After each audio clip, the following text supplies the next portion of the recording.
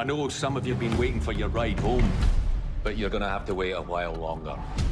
How long, Magnus? Until there's a ride available, we all have work to do. Power outage across the accommodation block. Could it have been seismic? Well, we keep punching holes in the earth. Eventually, it's going to punch back. Hold on! Let's kick it back down here! It'll come back. Push it, Alwyn. Shut it down. Oh my god.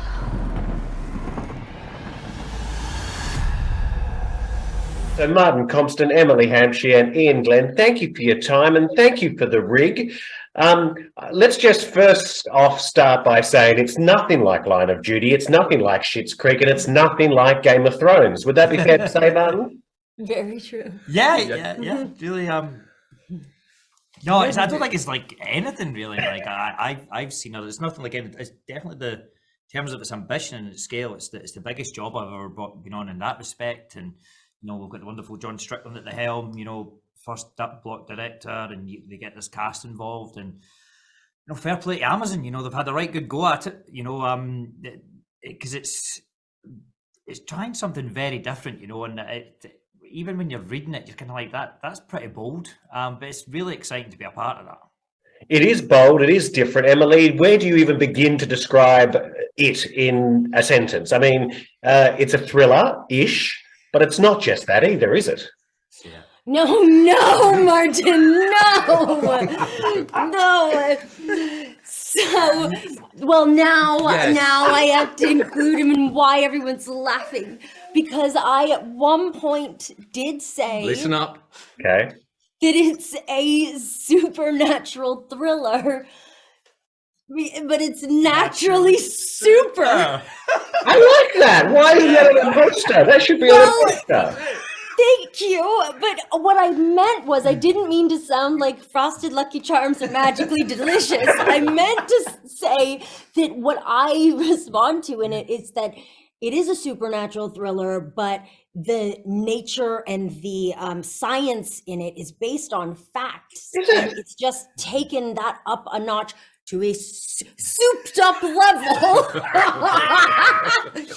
and it could happen, which is what I particularly love about this show, that it reminds me of what I like about Black Mirror, where it's that future that hasn't happened yet. Like this, I think all the science is there. You don't maybe know the next episode, but like what happens in the show, which we can't tell you, which is insane, could happen.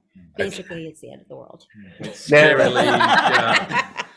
That wasn't the one sentence that I was after, but we got there in the end. Oh, yeah. Now, Iain, you and Martin, obviously the two Scots, did you have to teach the Canadian anything while you were filming at Edinburgh? Well, we took her for walks. You know, I managed to drag her up Arthur's seat. That was fantastic. No, it's funny that you say drag her up now, when I was invited on a wee walk. A wee walk sounds to me like a stroll, what we call a stroll, a nice, calm thing. It ended up being, I climbed a mountain, and a mountain called, when I'm up there, it's like, oh, it's Arthur's seat. It's not a seat. It's not a seat at all. It's not relaxing. It's a hike. You need to sit down afterwards, Emily. That's what you need. Yeah. But that's about the only time we got Emily out. First and last. First and last. No, we were a very tight company. Well, honestly, we got on so well. There was a few of us who had, worked together on different shows. Quite a few of us had worked with John Strickland, wonderful director, before. And it was, I know actors say it, but it was a particularly fun, tight company. We all loved it, and we all had great belief in it. I think we were all very, very happy to be asked to be a part of it. So. And Martin, it was being made in Scotland. You've got a few people that you know and have worked with before on another small kind of show that are in this as well. There's a lot of talk about it. Are you a part of this talk, part of this hope that there's going to be more Line of Duty as well, Martin? Look, mate, I genuinely, it's very heartening that people still want us to come back after all this time. But unfortunately, there's no immediate plans. I'd love to work with the guys again. Adrian and Vicky are two of my best friends, and Jed's been such an essential part of my career. But But we're not doing anything different either. We always take a big break in between series and give it time. I mean, we wouldn't come back just for the sake of it anyway. It'd need to be for the right reasons. And if Jed thought there was a part of the story still to tell, but no, unfortunately, there's nothing soon. But it must be crazy to be working on this show with so many faces from the other show. That mustn't happen often. No, but I again, that's probably also came from because it's such a big cast, from John working with people who he'd worked with before, who he trusts, but that was great as well, because I think while we were filming was the last series of when Line of Duty came out, and the guys that went through this before, and Iain in particular with Game of Thrones, it was great to have his advice, because it got a bit wild, it was getting a bit out of hand, just the hype around it, but having sort of Owen and Mark and Rashenda and Richard, who'd all been in it before and kind of understood the world of it, it was great. But no, it was quite surreal, because there was at one point there was this, there was the whole thing like who's going to be H, and as that sort of mania was going on, there was Owen Teal, the big possible baddie, standing on an H of a helipad. And if anybody fucking saw this, man, yeah, no, thank you, mate, but nothing soon. And Emily, how much of this is new movie or TV magic, and how much of it did you have to get seasick for and get wet? I mean, I did a lot of actual, is that the question? Like, did I actually do stuff? Yeah, hard stuff. The hardest stuff though was science, speaking science. That was the most athletic thing I had to do, even though I did do, I mean, near the end, I'd never been in anything that was so, I felt like an action star. That just occurred to me at some point. I show both of you have been dragging me through a corridor. Yeah, and you know what? You are not light at all. You're so. I thought you said you're not light. No, he's not. That too. He's deceptively heavy. Really heavy. Yeah.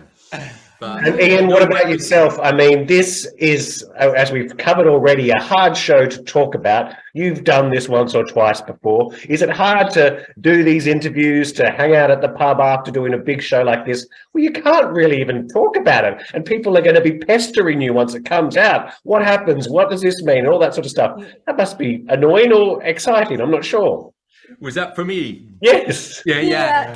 It is funny. It does become a bit discombobulating of what you can and can't speak about, when people, but it's a good problem to have, because people only obsess about it because they care, they invest so much in it, and they're desperate to find out how it's going to carry on and how it's going to continue. But it did get at a point after, a few seasons of Thrones where, it was just crazy. It wasn't even so much what you may or may not say, but people were flying drones over places that you were shooting in the middle of Spain and seeing characters together and putting stories that they sort of then invented. And I think part of the furor around how it finished was, I always felt it was a little bit to do because people had kind of been given the time to write their own endings.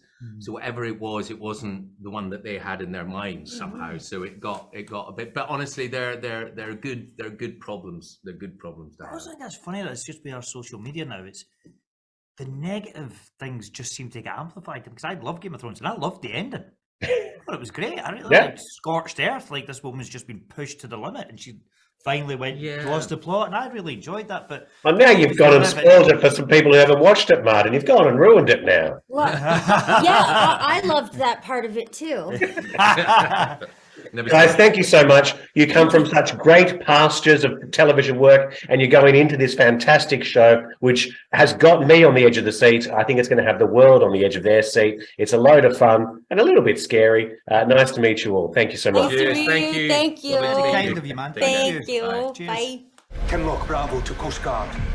I repeat, Kinloch Bravo to Coast Guard. There's no radios, there's no phones, there's fog, these shakes. What is going on out here? This'll split the crew. They're already split. This ain't normal. We all know it, but we don't want to see it. Since the fog came in, some of our crew have had a psychological difficulty. What's happening? That's what you get for diving into the abyss.